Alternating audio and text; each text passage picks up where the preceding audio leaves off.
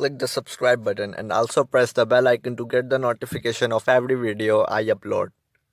Hello friends, this is Idrodin Christian. In this video, I have a good news for Mi Air 2 users, so let's watch.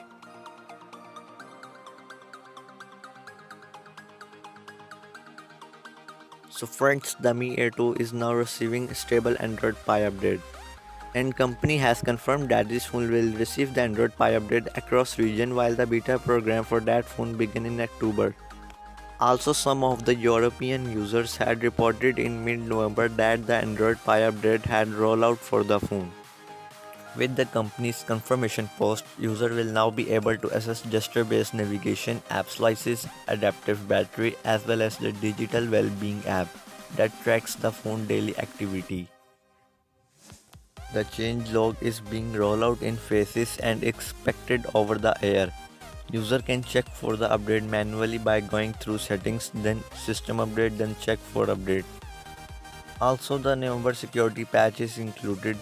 Some of the users from India are reporting that they are now getting Android Pie. So friends, this is the latest news. I hope you will like the video, so subscribe the channel, like and share the video. Peace out.